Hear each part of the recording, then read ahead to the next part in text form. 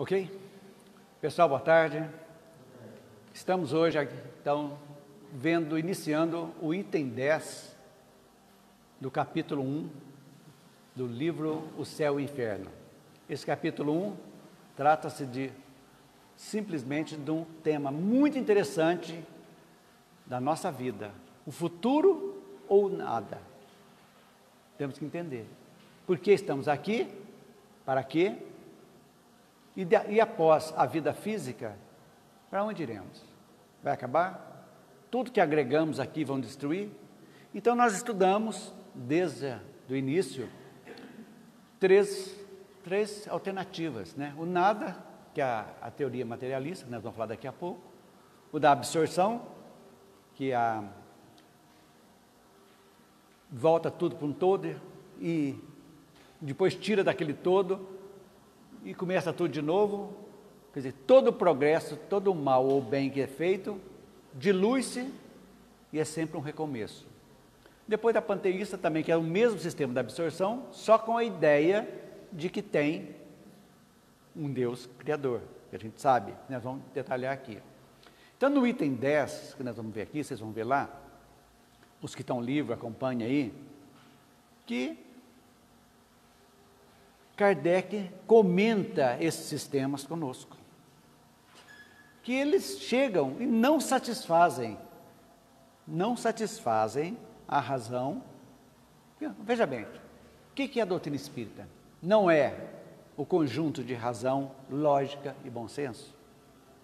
Então, tudo que você vê, as diferenças que existem, físicas, sociais, de raças, etnias, tudo isso aí. Por que existem essas diferenças? Porque uns estão sofrendo, outros não. Qual a razão disso aí? A gente vai ver que algo não funciona. Se eu vou viver aqui e vai acabar tudo, então aqueles que vieram ricos e belos seriam privilegiados da criação. Ué, mas privilegiado como? Se tem um Deus, né? Existe um Deus justo, que a gente vai chegar nele através dessas diferenças, é que nós chegamos em Deus, não é de lá para cá, é vendo essas diferenças que nós temos aqui, que nós vamos formando a nossa convicção. Por quê? Essas pequenas diferenças que se tornam grandes diferenças de convivência na Terra, não só nos países, mas na Terra também, que nos leva a questionar, gente, por que diferenças tão gritantes, se não existe nada? Se não existisse nada depois, então seriam todos ricos e belos. Vinha, fez, acabou, perde tudo, começa de novo. Então não satisfaz. Então, nesse item aí, que vocês já leram em casa, não satisfaz. Então ele fala aí, se vocês quiserem anotar aí, o homem tem, pois, três alternativas: o nada, a absorção ou a individualidade da alma depois da morte. É isso que vai chegar. Nós estamos vendo todo esse início para nós chegarmos na individualização da alma. Para a gente começar a entender. Porque, na realidade, se vocês forem ver essas alternativas, o nada, por exemplo, absoluto após a morte, gente, é um absurdo. Como conceber o nada? Aí a gente pergunta, o que é o nada? Nada é nada, é zero, é algo que não existe. Então não se coaduna-se com a evolução, com o progresso de tudo.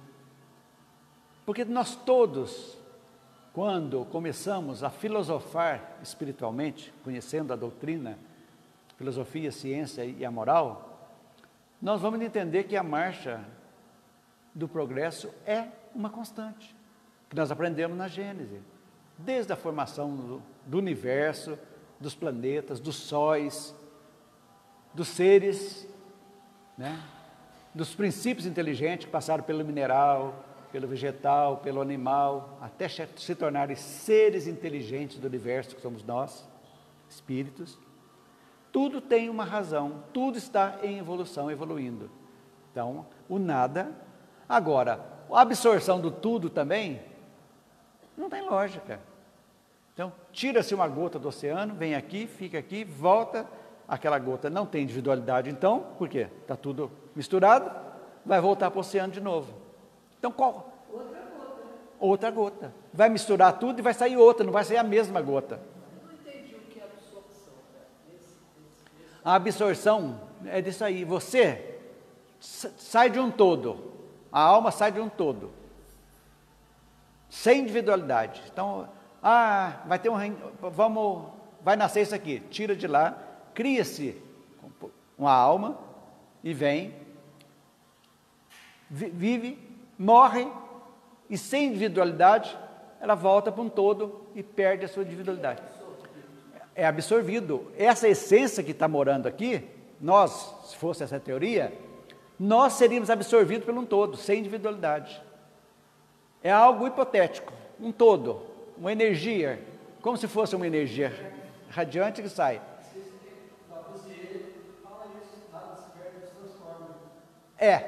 Vem e volta. Então, nós somos absorvidos, não tem individualidade, seria uma coisa coletiva, um todo coletivo.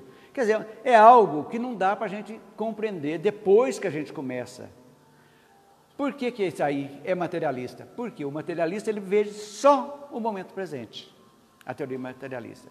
Vê aqui e depois, pode ser que no fundo ele tenha alguma levado, que exista alguma coisa, mas tema que não, vamos aproveitar aqui agora, não tem futuro. E aí nós vamos ver daqui a pouco, vamos aprofundar mais, Kardec nos traz bastante informações a respeito dessas teorias. Não sei se eu entendi bem. Então, se a gente vê como jogava tudo farinha do mesmo saco, absorção é isso, a gente está ali naquele treco que não tem individualidade. A absorção é de lá. Você fica... Quem vai ser, nós vamos ser absorvidos.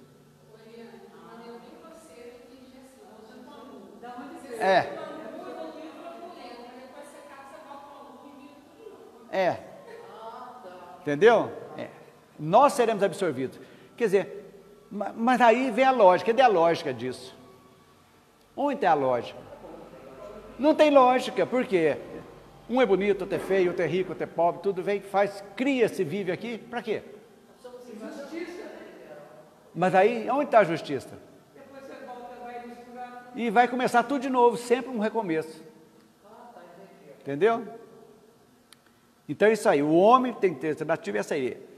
Então, gente, a individualidade da alma é fundamental para a gente começar a entender. É fundamental. Porque a lógica nos diz aqui que é a última lá. Vamos ler aqui, o segundo parágrafo do item 10.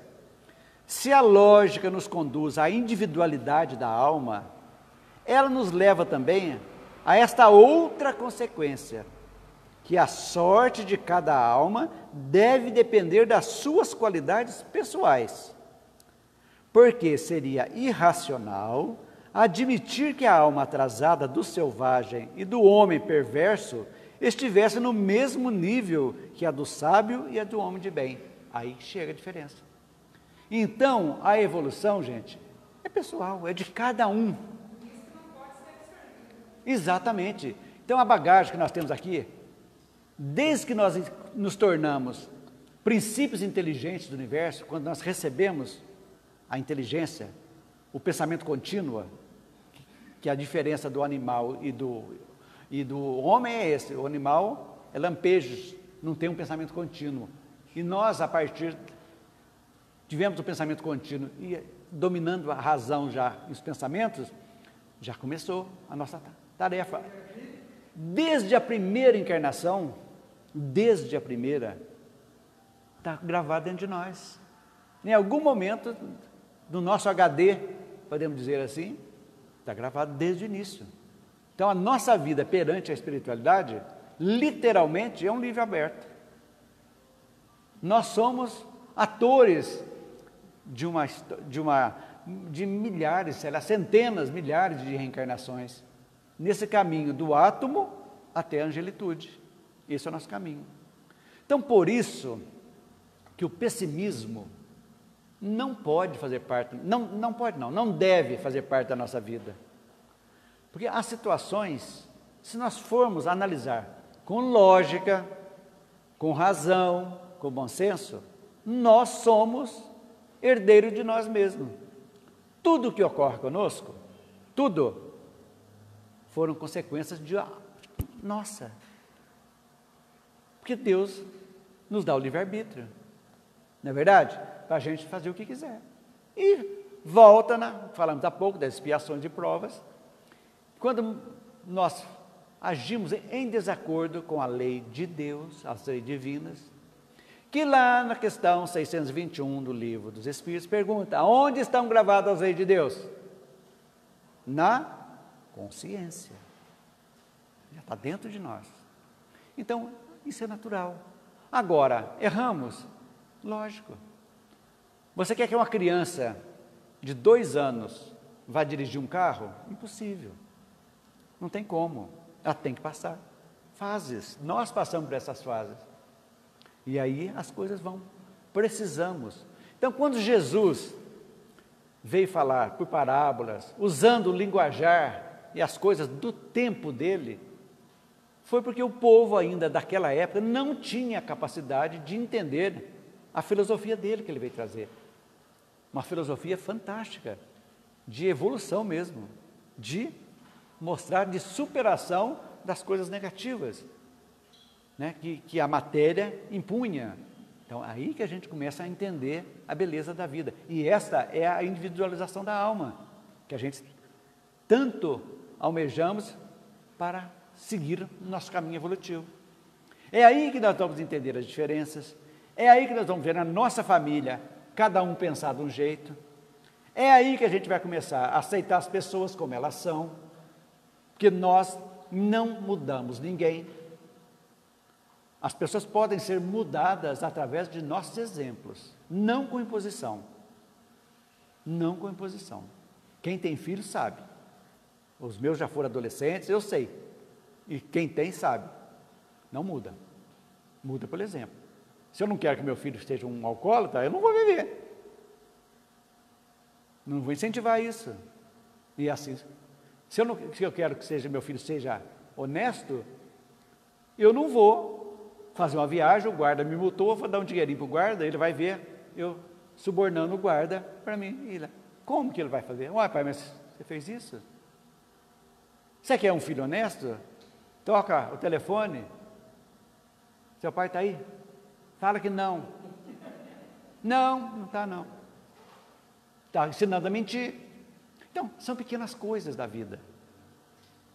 Para aí que a gente vai entendendo. Então, a doutrina espírita, gente, não é um cartório que obriga, despeja de nós, não. Ela dá um amplo poder de conhecimento. Filosofia da vida. Um poder imenso para a gente, para ver, analisar. E essa análise é fundamental para a gente viver bem. É aí que a gente começa a entender os degraus que estão passando, as dificuldades que passamos, as alegrias, que são efêmeras também, passam. E assim a gente vai vivendo, agregando e, sobretudo, num processo de limpeza espiritual constante.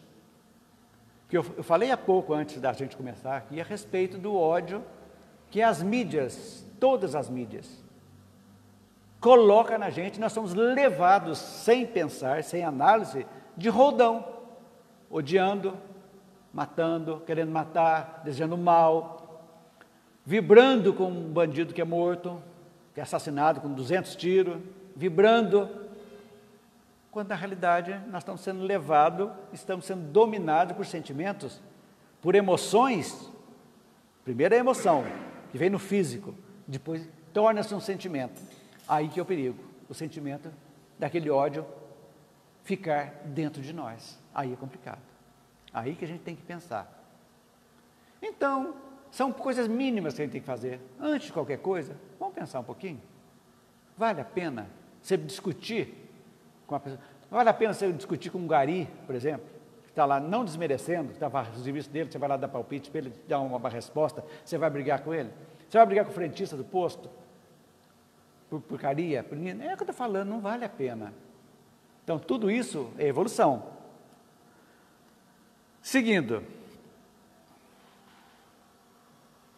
Segundo a justiça, as almas devem ter a responsabilidade dos seus atos. Mas, para que sejam responsáveis, é preciso que estejam livres para escolher entre o bem e o mal. Sem o livre-arbítrio, há fatalidade. E com a fatalidade não poderia haver responsabilidade. Livre-arbítrio. Como escolher entre o bem e o mal? Não falamos há pouco que aonde está a lei de Deus gravada dentro de nós, chamada voz da consciência, que nós somos levados, e o despertar da consciência é devagar. Então nós não podemos julgar um psicopata, por exemplo, que tem um problema, que não despertou para ele matar e almoçar, uma coisa só. Ele vai espiar, pelo sofrimento, ele vai começar a entender e vai começar o despertamento consciencial. Lamentavelmente, pelo sofrimento. Que as pessoas vão, reencarna, volta, vão. Até um certo ponto que chega no planeta, que não dá para ficar mais aqui. Vão ter que emigrar para outros planetas. É o que vai acontecer com a Terra. Já está acontecendo. Faz parte de castigo de Deus? Lógico que não, gente. Não, é oportunidade. É meritório. Os que estão ficando aqui têm merecimento para continuar a caminhada aqui. Os que optaram por não, vão ter oportunidade no mundo inferior para também evoluírem. Então, isso é uma coisa natural. Então, é isso que a gente tem que começar a entender. Oi? Todos. Gente, se não tivesse, por que odiar? Por exemplo, um ditador, um déspota aí que está matando familiares. A gente tem que ter pena, compaixão dessa criatura. Porque o débito dele, quantos milhares de anos vão ser para ser quitados, nós não sabemos. Mas ele um dia vai se tornar bem, um homem de bem. Vai ter isso aí. Agora, o que eu posso ajudar com o ódio? Porque o ódio, gente, eu sempre falo para todo mundo que tudo aquilo que nós doamos, nós temos dentro de nós. E quando você irradia o que você tem, você está potencializando aquela virtude ou negatividade que nós temos. Concorda? Então, se eu irradio compaixão, se eu irradio por alguém o bem para aquela pessoa, a pessoa está doente, está com problemas familiares, você pensa com carinho e joga aquela energia, você está potencializando algo de bom em nós. Nós estamos melhorando também, as energias boas estão fluindo.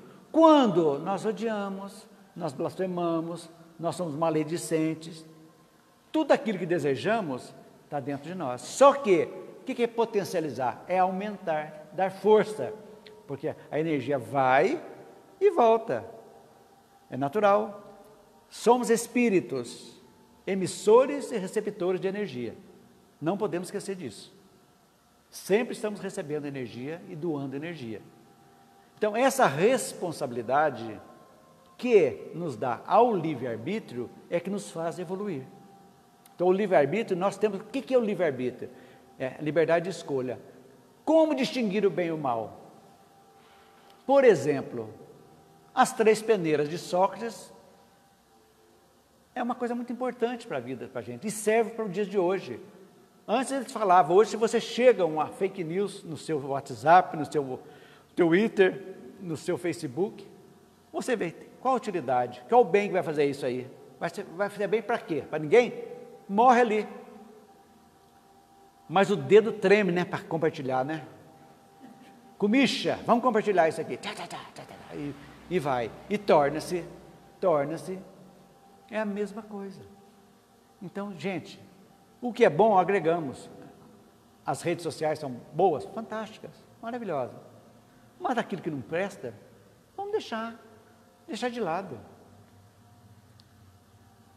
Agora eu trouxe para a gente. Tem que pesquisar, gente. Isso aí é um incentivo para vocês lerem as obras básicas. Nas obras póstumas, que são escritos de Kardec, que não foram publicados, foram publicados acho que 11 anos depois dele. Tem alguma coisa que pode ser fantasiosa aqui, que foram pessoas, não foi ele, não passou pelo crivo dele. A esposa dele confiou em pessoas que às vezes usar o mal, não interessa, mas a maioria são coisas fantásticas, coisas boas que estão aqui. E a gente achou lá algo muito interessante. Quem tem o Obras Póstumas, lá na primeira parte, vocês podem anotar para vocês lerem em casa depois, como pesquisa, quem tem, primeira parte, item 17 do livro Obras Póstumas, fala das 5 alternativas da humanidade, que vai chegar, vai complementar, vai florear mais isso que nós vimos aqui, da individualidade da alma. Então, veja bem o que Kardec, o escrito que estava escrito, fala. São bem poucos os homens que vivem sem inquietação pelo dia do amanhã. É a ansiedade pelo dia do amanhã, é natural. Se, pois, inquieta-se pelo que será depois de um dia de 24 horas, com mais forte razão é natural preocupar-se com o que será de nós depois do dia claro da vida. É um poema bonito, porque não se trata mais de alguns instantes, mas da eternidade. É uma poesia, né? Então, viveremos ou não viveremos mais? Não há meio termo. É uma questão de vida ou de morte. É a suprema alternativa. Lindíssimo. Então, ele traz para nós 5 alternativas, para complementar isso que nós já estudamos aqui no livro O Céu e o Inferno, que vai servir para nós também, para gravar bem. Quais são essas que ele diz aqui? Primeira, doutrina materialista, é o nada. O que ele diz? A inteligência do homem é uma propriedade da matéria, correto? Nasce e morre com o organismo. Tinha um organismo, morri, acabou tudo. Concorda? O homem não é nada antes e nada depois da vida corpórea. É um absurdo. Quais seriam as consequências dessa teoria, dessa alternativa? O homem não seria, não sendo senão matéria, não há real e desejável senão os gozos materiais. Só isso aqui. As afeições morais não têm futuro, os laços morais são quebrados, os laços de amor são quebrados, afinidade, familiares, tudo é quebrado com a morte. Então, sem comentários mais, totalmente descartada. Se ainda existe alguém que tenha essa teoria, realmente, que haja desse jeito, é algo que precisa ser, as pessoas precisam se reavaliarem, se encontrarem, um dia encontrarão. De acordo com a doutrina espírita, eu não sei qual questão, 698, 798, não me engano, a respeito da crença no futuro. Se vai ser a religião do futuro. Não vai ser, é o futuro das religiões. As pessoas vão entender o porquê. Estão aqui, qual a razão, evoluir e seguir adiante. Então, religiões formais, praticamente, de cultos exteriores, não tem chance mais de vender a felicidade na terra, de ter que comungar, de ajoelhar, levantar, fazer esses ritos. Não tem nada a ver mais, não fazem parte mais da evolução. Então, essa é a primeira alternativa, materialista. Depois, a panteísta, Kardec traz para nós. O princípio inteligente ou alma, independente da matéria no nascimento, é aurido do todo universal, o todo universal. Se individualiza em cada ser durante a vida. Então, eu sou aqui, eu sou o Clayton aqui, eu morri, o Clayton vai sumir. Tudo que eu aprendi aqui, todas as minhas afeições, acabar tudo, vão para um todo. Né? E na morte, retorna a massa comum, como as gotas de chuva no oceano. Volta, não. Cadê a lógica? Olha, gente, essas 3 coisas, questionamentos que a gente faz da doutrina, nós podemos colocar na nossa vida, em todas as coisas, razão, lógica e bom senso. Analise para você, na vida, no dia a dia, nós temos condição de fazer isso, tranquilamente. É aí que a gente tem que começar a entender. Veja bem, quais seriam as consequências da panteísta? Que nós já vimos, Kardec agora em outra obra, nós complementando o que nós já estudamos aqui. Consequências. Sem a individualidade e sem consciência de si mesmo, o ser é como se não existisse. As consequências morais dessa doutrina são exatamente as mesmas que as da doutrina materialista. Acabou. É um nada praticamente. Só muda o sistema de vir. Gente, não é à toa que no século XIX, final do século XIX, tinha que chegar o Consolador prometido mesmo, o Jesus. E é exatamente isso, é para tirar essas coisas ritualísticas da vida, coisas externas. Tanto que se perguntar se a doutrina espírita é uma religião, tal qual as outras, de modo algum. Ela não é uma religião formal, é uma doutrina de moral, de cunho interior. Então, para me chegar a Deus, é o primeiro mandamento que Jesus agrupou os 10 num só. Amar a Deus sobre todas as coisas e ao próximo como a ti mesmo. Então, eu tenho que me amar, não egoisticamente, mas me valorizar. Saber que eu sou filho de Deus, todos somos filhos de Deus, estamos aqui com um objetivo, evoluir. Tudo que nos acontece de bom é consequência nossa também, e de ruim também. Deus paira sobre tudo e dá a cada um de nós segundo as suas obras. Fantástico, não tem como escapar. Então essa seria a consequência da doutrina panteísta. Rituais. Que temos que respeitar. Temos que respeitar. Sim. Achou falta da ritualística. Mas, por outro lado, nós estamos encontrando outras formas de se conectar com Deus sem ser exatamente lá dentro. Por isso que eu digo que as leis de destruição ou de transformação que chegam com um objetivo. Porque, olha, gente, se praticamente 10% da população mundial entender o conceito do que essa pandemia está trazendo na parte moral, é uma grande vitória. Isso que você está falando é interessantíssimo. Então, as pessoas, para se conectar com Deus, não tem necessidade mais de ritualística. Então, para ser espírita, eu não tenho necessidade de vir ao centro. Agora, eu tenho necessidade, sim, de vir para aprender, não obrigação de vir para aprender, de vir para ajudar, para doar. Isso é importante. Mas eu tenho que doar não só aqui para os meus irmãos espíritas, não, eu tenho que doar lá no mundo, lá fora, todos, para todos. Esse é o objetivo nosso. Não é verdade? É assim que vai funcionando. Depois, nós temos a doutrina deísta. Essa é muito interessante. Essa aqui nós não estudamos. Deístas são a Deus, acreditam em Deus. Deísta. Se divide em duas correntes. Os independentes e os providenciais. É interessante isso aqui. Por isso que eu falo, temos que ler, pesquisar e entender. Que seriam os independentes? Deísta, crê em Deus, admite todos os seus atributos como Criador, então acredita que Deus criou, tudo bem. Diz que Ele estabeleceu as leis gerais do universo, funcionam sozinhas, seu autor não ocupa mais nada, Ele criou e deixou, entregou. Olha só onde que chega, mais nada. Então, Deus criou, as leis são perfeitas, os braços giram, tudo é perfeito. Está criado.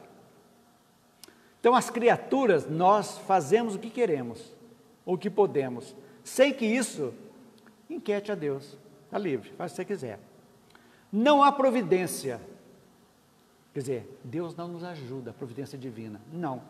Não temos esse contato com Ele. Diz aqui, Deus não se ocupando conosco, não há nada a agradecer nem a pedir. Então, eu não tenho que agradecer a Deus para nada e nem a pedir nada. Por quê? Ele já nos criou, acredito nele. E bola para frente. Olha que interessante. Aqueles que negam toda intervenção da providência da vida do homem são como crianças que se creem bastante razoáveis para se livrar da tutela, dos conselhos e da proteção dos pais. É o que eu falei há pouco. Uma criança de 3 anos, legal. Quase que chega com um ateísmo com Deus, né? Podemos dizer uma coisa assim. Ou pensariam que seus pais não devem mais se ocupar delas, desde que o colocou no mundo. Olha que analogia boa que foi feita. Então, Deus larga a mão. É muito interessante. Olha aqui, eu vou ler esse segundo parágrafo aqui, que é interessante para vocês verem. O que eles pensam? Sob o pretexto de glorificar a Deus, muito grande, dizem que para baixar até suas criaturas, fazem dele um grande egoísta e o abaixam ao nível dos animais que abandonam seus progenitores aos elementos. Então, é a mesma coisa, criou. Porque o animal passou 3 meses que amamentou e não reconhece mais o pai e a mãe como pai e mãe. E o pai e a mãe não reconhecem mais como filho, mas foram criados. Entenderam? Agora isso aqui, essa teoria diz que é resultado do orgulho. Sempre do orgulho. O pensamento estar submetido a uma força superior que melindra o amor próprio e a da qual procura libertar-se. Não. Então Deus criou, se dane. Tudo bem. E tem os deístas providenciais. Esses acham, com efeito, que crê não só na existência de Deus, no poder criador dele, na origem das coisas, crê ainda na sua intervenção incessante na criação e a pede, mas não admite o culto exterior e o dogmatismo atual. Crê em Deus, mas sem dogma nenhum. Vê a Ele, entende essa relação com Ele, tudo bem. É uma coisa meio doida, né? Mas que tem. Porque muito materialista, ateus, são um ateu que a gente nota, a grande maioria é um ateu contra os ritualismos que as religiões criaram, todo aquele simbolismo religioso. No fundo, eles creem numa força superior. E eu conheci um senhor ateu, que dizia ateu, uma pessoa fantástica, sob todos os pontos de vista. Honesto, bom pai, filho, mas ele não tem, era bom, não queria. Então, respeitar. Veja bem, doutrina espírita não impõe nada, expõe. E usando da lógica, da razão e do bom senso, todos vamos analisar. Então, vocês não precisam acreditar que eu estou falando aqui. Se não se convencerem, não precisa acreditar. Fiquem no que estão, numa boa, tranquilo. Mas se forem, pesquisem, olhem para a vida de cada um de vocês, vejam o que está acontecendo, para ver se vale a pena ou não. Porque mudar, se modificar, depende muito de 2 coisas: vontade e determinação. Se não tiver vontade e determinação para exercer a vontade, não nos modificamos. Lógico, Ernesto Bozano fala que é o pensamento e vontade. É verdade. Você tem que pensar tudo, idear primeiro. Pensar, adquirir, firmar e determinar em fazer. Toda mudança de zona de conforto é dificultosa. Até para sair da dor. Quem se acostuma com a dor, se acostuma aos queixumes, é difícil sair, porque enquanto está sofrendo, está sendo um foco de atenções. Às vezes é uma necessidade psicológica que a pessoa tem, de afeto.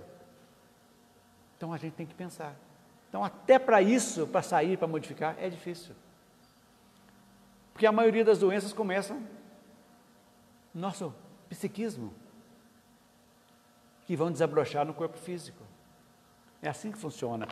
Depois, nós temos a doutrina dogmática. Então, já vimos materialista, panteísta, deísta e agora dogmática. Dogmática é a que corre por aqui. Que diz: a alma, independente da matéria, é criada no nascimento de cada ser, sobrevive e conserva a sua individualidade depois da morte. A sua sorte está, desde esse momento, irrevogavelmente fixada. Você nasceu, a sua sorte já está fixada. Como? Os seus progressos ulteriores de outras vidas não valem nada. porque não acredita na reencarnação, né? Então você começou, foi criada por Deus, aquela alma foi criada agora. Então, de acordo com a doutrina dogmática da Igreja Católica, dos outros, as almas são criadas no momento do nascimento. Então, a bagagem que você estudou, que você tem, não vale nada. Não tem. Para eles não tem. Então, uma criança de 5 anos tocando piano, tocando Mozart, Beethoven, aquilo ali eles não têm explicação de onde que veio, né? Será, consequentemente, por toda a eternidade, intelectual e moralmente, o que era durante a vida. Então, o que eu fiz? Vocês vão entender. Então, tudo que eu sou, eu vou ser eternamente isso aqui, sem chance. Sendo os maus condenados a castigos perpétuos. Estamos estudando aqui, o céu e o inferno, vamos ver isso aí. E irremissíveis do inferno. Foi para o inferno? Isso é finito. O inferno é a morada eterna para os maus, segundo essa aí. Sem chance. Que pai bom esse nosso, é? Joga para o inferno eternamente, pelo amor de Deus.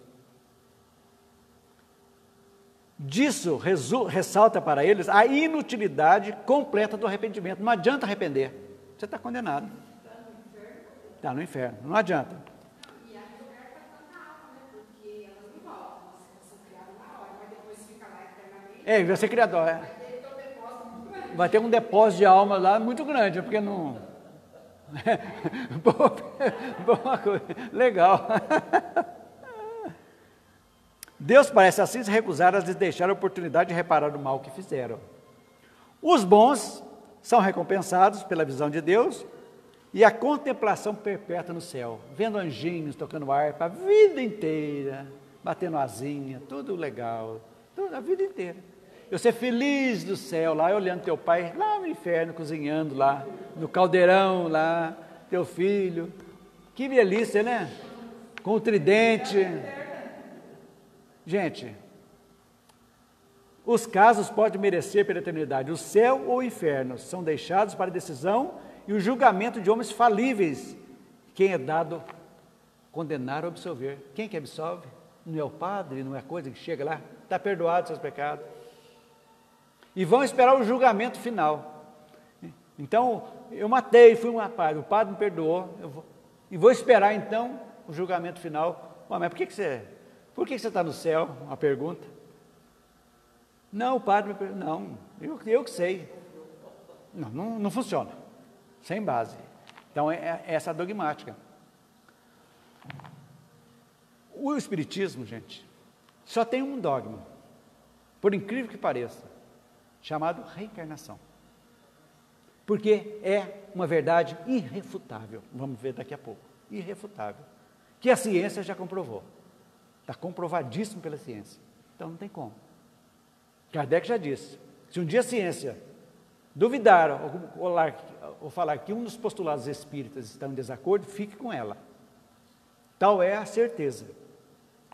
Então essa seria a dogmática. E a quinta, aqui não vou dizer as consequências, né? Que eu já falei no começo. Por que tanta diferença? Por que isso? Diz aqui, as disposições inatas das pessoas. A predisposição, a gente tem uma predisposição para matemática, para biologia, que você não sabe de onde que veio aquilo. Nós sabemos. São as reminiscências do nosso passado. Isso é muito importante. Precisamos ouvi-las, sim. As nossas intuições, nosso eu interior, viajarmos para dentro de nós, de quando em vez, ou de vez em quando. Lógico, também, não tenha dúvida. Então, e as crianças que morrem cedo, de acordo com isso aqui? O que eles fizeram? Nós vamos estudar aqui, a igreja inventou um tal de um limbo, que nós vamos ver também aqui. Quem viu o programa de estudo aí sabe, então vamos estudar o limbo também, foi criado pela Igreja Católica. Purgatório também criado pela Igreja Católica. Então, a gente aí já dá para a gente analisar, certo? E depois, a quinta doutrina é a doutrina espírita. O princípio inteligente é independente da matéria. A alma individual pré-existe e sobrevive ao corpo. Não tem como. Aí que nós vamos ver a lógica, a razão, o bom senso. A gente vai entender como é que funciona. Então, para ver esse sentido de futuro, de como as coisas acontecem, a gente precisa muito ver. Então, comprovando a reencarnação, para ver que mostra a individualidade que nós temos, que carregamos conosco tudo que agregamos na nossa vida, até as nossas inferioridades que desabrocham em nós, principalmente a partir da adolescência, quando estudamos que a ciência que não conhecia a glândula pineal antes de André Luiz achava que era algo que tinha, mas não sabia o que acontecia, que depois comprovou que ela estimula a melatonina e tantos outros, que influi, que abre o nosso eu, o espírito, das nossas bagagens anteriores, mostrando-nos, às vezes, de uma forma dura, que o adolescente, às vezes, se revolta, de nossas negatividades e também das nossas virtudes, desabrocham. E as tendências, por isso, precisamos de uma formação na parte infantil, de 0 a 14 anos, por aí, 12 anos, hoje está tudo mais acelerado, muito boa na parte da moral, na parte de respeito aos direitos das pessoas, ensinar as crianças a se respeitarem, a se amarem, tudo isso, esse conjunto que cabe aos pais, responsabilidade dos pais. Então, essas bagagens foram estudadas por 2 pesquisadores, tem N pesquisadores, eu peguei 2. Primeiro, Ian Stevenson, ele é um pesquisador canadense, norte-americano e canadense, da Universidade de Virgínia também. Os 2 são da Universidade de Virgínia, que é nos Estados Unidos, uma das melhores universidades do mundo. Ele envolveu essa pesquisa de vida, de reencarnação. E ele conseguiu separar as coisas em 3 tipos. Memórias espontâneas, que a criança, às vezes, chega, a gente mesmo, de repente, casos que já aconteceu conosco, o popular déjà vu, ou déjà vu, não sei como é que fala, aquela coisa que você chega no lugar, poxa, parece que eu já estive aqui, aconteceu um fato, eu falei, mas parece que eu já estive aqui. Você já teve isso aqui na Europa, quando você chegou em certos lugares lá, sentia que aquilo ali ou te repulsava ou te atraía. Já tive aqui, já vivenciei isso. De repente, Lafayette já se viu como cardeal, né, Lafayette? Lá na Idade Média. Então, as pessoas falam espontaneamente sobre fatos e lembranças de que teria de uma vida anterior. Como? Em sonhos, o déjà vu, lembranças pós-traumáticas. Às vezes a pessoa sofre um acidente, uma coisa, e volta falando até línguas diferentes, línguas mortas de outras épocas. Pessoa que nunca, às vezes, nem cultura tem, e toma um trauma muito grande e volta com outras memórias, às vezes. A gente vê muito em filme e tem base. Então, ele estudou isso também. E a popular regressão hipnótica, né? A terapia de vidas passadas, que é a comprovação mais palpável, cientificamente falando, também, que vai regredindo, a pessoa, o espírito chega até o ventre da mãe, antes, e transpõe em outras vidas. Como também tem casos daquelas crianças que você não é meu pai morre na Índia, aconteceu isso aqui. Vai lá na casa onde morava, mostra o pai que ainda estava vivo, mostra onde dormia, tudo. Quem contou para essa criança? São coisas que, tudo isso para provar a individualidade da alma, para a gente saber que existe vida sim.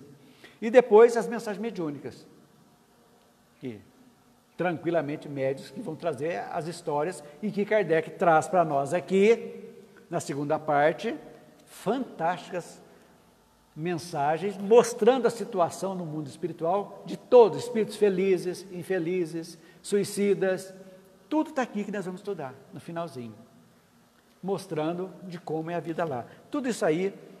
Depois, teve um outro psiquiatra também, da Universidade de Virgínia também, chama Jim Tucker, médico psiquiatra, que ele contando a história de uma moça chamada Ivone. Eu vou ler para vocês.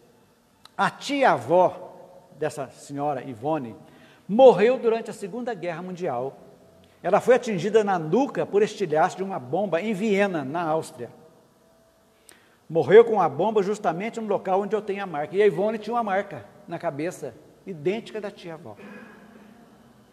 Então, aí fez a regressão, deu isso aí. Para os estudiosos, a marca de nascença é um sinal de que Ivone seria a reencarnação da sua tia-avó. E há outras coincidências, as duas nasceram no mesmo dia, 11 de setembro. Olha que a pesquisa dele, como foi abrangente, uma das pesquisas dele. A Ivone conta, quando ela tinha 2 anos, 2 aninhos, mais ou menos, ela dormia com a avó e brigava com ela, com a avó da Ivone, a menininha. A tia era irmã da avó, que morreu na guerra. Eu abria a gaveta e falava, como você é desordeiro e tal, falar para a avó, com 2 aninhos, repreendendo a avó. Mas como você fala assim comigo? Aí eu falava, você não me responda, porque eu sou sua irmã mais velha. A menininha falando. O fato de Ivone, ainda tão pequena, repetir o comportamento da tia-avó, foi mais um indício para os pesquisadores. Jim Tucker afirma que até os 3 anos as crianças têm uma janela por onde aparecem enxergar fatos de vidas passadas. Ciência. Outra coisa que podemos dizer, as populares EQMs, experiência de quase morte, que as pessoas se desprendem. Nós temos ainda para ver um negocinho aqui, mas eu gostaria de ler para vocês uma passagem do Divaldo, pessoal dele, que ele conta uma história dela. Dá tempo. No ano de 1985, tive uma lipotimia, ou seja, um desmaio, uma perda de consciência, de sentido. Ele contando. Estava a proferir uma conferência na nossa associação em Salvador, quando um espírito muito amigo me disse para sair dali, porque eu ia desmaiar e era provável que morresse. Ele recebeu. Olha, qualquer um de nós receber isso aí, você vai morrer. Pareceu uma piada. Terminei a palestra e dirigi-me a uma das nossas salas da nossa sede, lá em Salvador. No momento em que me acercava de um divã, tive uma estranha sensação de paragem cardíaca. A princípio, a lipotimia e depois a parada cardíaca. Ele desmaiou e depois o coração sentiu que parou o coração. Senti-me fora do corpo. Ele falando. Então ele tem um filho, né, que é médico, um filho médico, a nossa enfermeira universitária e mais 2 médicos que estavam presentes na reunião, acorreram a me dar assistência. Ali. Estava praticamente sem batimento cardíaco, muito pouco. Curiosamente, senti um grande bem-estar. Vi-me fora do corpo e recordei-me de uma afirmação de Joana de Ângeles, que é a mentora dele, que havia me dito que no dia que eu perdesse a consciência e a visse, enxergasse ela, eu estaria morto. Aí, depressa, ele foi procurar se via, né? Eu olhei minha volta e não a vi. Então, a minha mãe se aproximou de mim e perguntei-lhe, mãe, eu já morri? E ela disse-me, ainda não. Dentro de alguns minutos, eu comecei a preocupar-me, pois se passasse muito tempo, poderia ter a morte cerebral e ficar apenas na vida vegetativa. Mas minha mãe voltou e disse-me, seus amigos espirituais dão-te uma moratória, tu viverás um pouco mais. E eu perguntei, quanto tempo? Ela respondeu, não sei, então voltei ao corpo. Agora você imagina, né? 85, mais um pouco tempo, quanto tempo ele deu, né? Então, a EQM é uma oportunidade divina, chamamento de Deus para correção, porque todas as pessoas que recebem, eu entendo a EQM como a misericórdia de Deus. Por quê? Porque todo mundo, depois, 99%, depois que volta, se modificam. Tem uma nova visão da vida, da própria vida. E assim, nós chegamos de historinha, vamos fazer o nosso tirar dúvida agora, senão nós vamos ficar aqui até amanhã. Vamos ver lá, atento agora, e tudo isso aqui, gente, é para ilustrar, para aumentar e, de alguma forma, incentivar vocês a comprarem as obras espíritas, a ter em casa todas as obras para pesquisa. É muito importante, ok? Vamos ver o nosso tirar dúvida. Por que a alternativa da individualidade da alma é a mais atraente, coerente e lógica para nós? Olha lá, o que vocês acham? Está certo isso aí? Vamos ver. O conceito da individualidade da alma é a base de quase todas as religiões, correto? É a mais atraente, coerente e lógica do que as outras duas, o nada e a absorção. Porquanto somente com ela podemos encaixar os conceitos de diferenças diversas entre os homens intelectuais, morais, de situação social e familiar. Perfeitamente. Nós espíritas sabemos o porquê das diferenciações. O livre-arbítrio e as responsabilidades faz parte da nossa vida, da individualidade da alma, ok? Além disso, somente a crença na individualidade da alma explica todos os fenômenos espirituais e mediúnicos e dá a chave a uma série imensa de perguntas sobre os problemas do homem, do destino e da dor. Até tem um livro do Leão Denis, Problema do Ser, do Destino e da Dor, que é fantástico, vale a pena ler. Entenderam? De alguma forma? Alguma pergunta? Está só rebatendo o que já vimos há pouco, como é importante essa crença, que fomos criados e a nossa bagagem é nossa. O dia que formos anjos, seremos anjos que já passamos lá no Centro Espírita Vindo do Senhor, lá em Pouso Alegre, no século 21, no ano 2021, lá no ano 50.250, essa vivência nossa aqui está dentro do nosso HD. Como quando nós brigávamos com o dinossauro lá na frente, como já brigamos com o dinossauro, com clava, não, está dentro de nós aqui também. Toda a maldade que nós temos hoje ainda é dos instintos de sobrevivência, que vem lá de trás, que nós deixamos dominar pelos instintos ainda, que o instinto é fundamental para a nossa sobrevivência, então precisamos. Então, mas agora, com a moralidade, com Jesus, chegou o momento de ir transformando realmente os instintos de uma forma mais, deixando eles de lado e colocamos a razão para tomar conta e não só os instintos, ok? Acho que tem mais uma. Tem. Que relação existe entre livre-arbítrio e responsabilidade? Isso é muito importante. Vamos ver. A filosofia espírita foi quem equacionou com coerência e lógica, essas duas grandezas, livre-arbítrio e responsabilidade, ou seja, livre-arbítrio e fatalidade, através das ferramentas de lei de causa e efeito e da reencarnação, a base da justiça divina. Livre-arbítrio, causa e efeito, reencarnação. Segundo o entendimento dos benfeitores, o homem é livre para fazer suas escolhas, boas ou más. Este é o livre-arbítrio. Todavia, se prende irresistivelmente às consequências da sua livre semeadura. Isso é a fatalidade. Lógico. Não tem como escapar. Eu fiz algo, vai ter uma consequência. Se é boa, a fatalidade vai ser boa, o reflexo. Se for má, é a fatalidade. Que podemos chamar de responsabilidade. Logo, esses dois conceitos relacionam-se o tempo todo, durante toda a vida do espírito. Colhemos o passado e fazemos novas semeaduras a todo instante. A cada minuto que passa, estamos colhendo e estamos semeando. Cuidado com o que semeamos. Olhemos o que estamos colhendo, para que possamos fazer semeaduras melhores. Ok, gente? Ficou bastante, deu a entender alguma dúvida?